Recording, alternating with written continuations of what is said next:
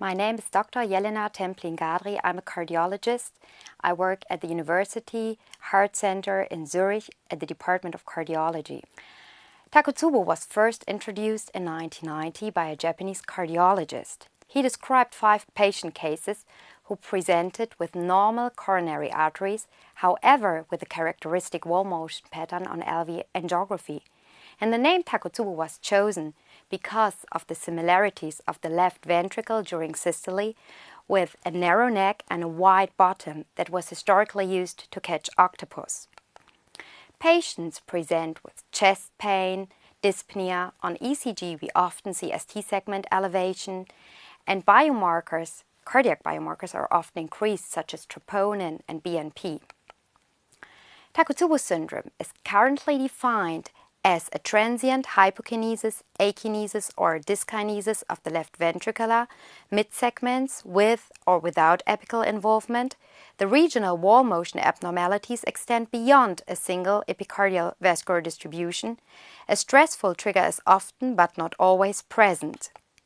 The absence of an obstructive coronary artery disease or angiographic evidence of acute plaque rupture. As a new electrocardiographic abnormality, either with ST segment elevation and or T-wave inversion or modest elevation in cardiac troponin. The absence of pheochromocytoma and myocarditis. However, there are rare exceptions to these criteria, such as those patients in whom the regional wall motion abnormality is limited to a single coronary territory, and it is possible that a patient with obstructive coronary atherosclerosis may also develop Takotsubo. However, this is very rare in our experience as well as in the published literature, perhaps because such cases are often misdiagnosed as acute coronary syndrome. In 2006, Takotsubo syndrome was classified as a primary acquired cardiomyopathy by the American Heart Association. But of course, this can be discussed because the disease etiology is still unknown. In 2011, the International Takotsubo Registry, called INTERTAK Registry, was established at the University Hospital of Zurich in order to build a worldwide network and database to provide robust data on Takotsubo syndrome. Currently, more than 30 international cardiovascular centers are participating from more than 15 countries.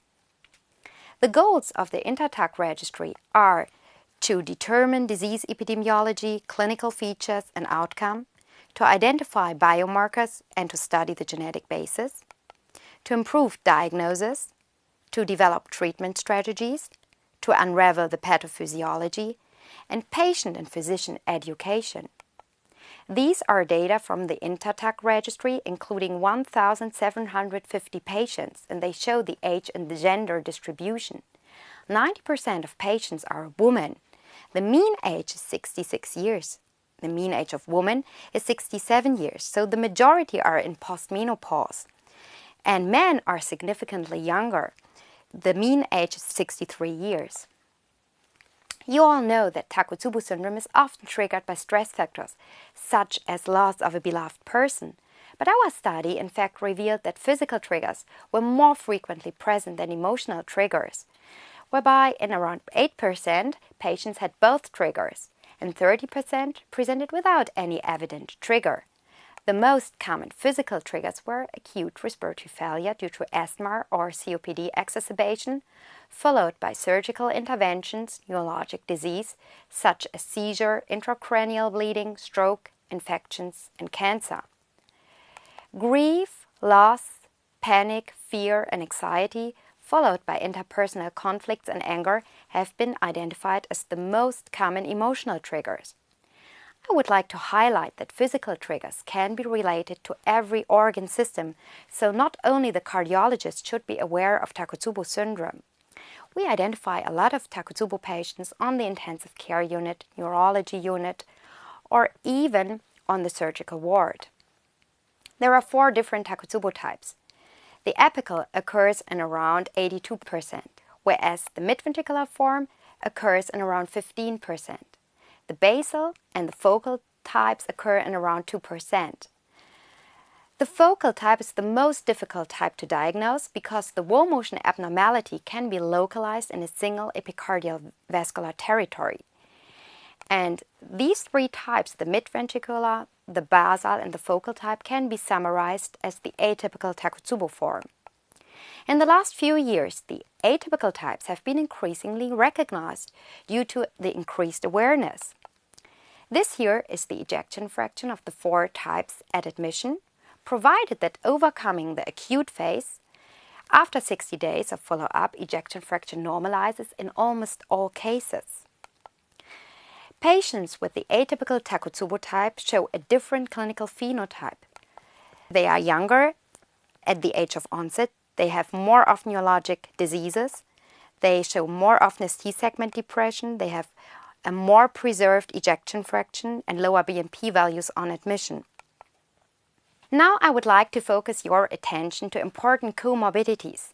Neurologic and psychiatric disorders may play an important role in the acute onset as well as in the development of Takotsubo syndrome. These are data from the INTERTAC registry.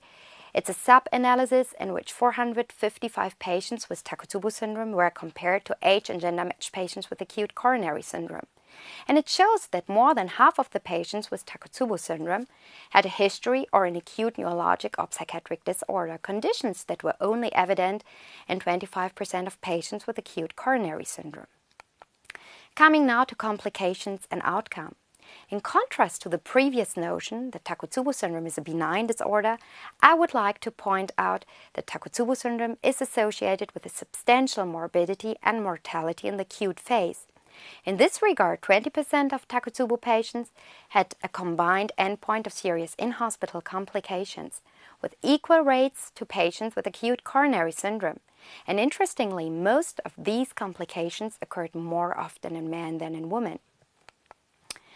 Long-term follow-up of patients with Takotsubo syndrome revealed a MACE rate of about 10%, a death rate of about 6% per patient year, a recurrence rate of about 2% per patient year, and a stroke rate also about 2% per patient year, and myocardial infarction of less than 1% per patient year. So the bottom line is that Takotsubo syndrome is not a completely benign disorder. Thank you for your attention.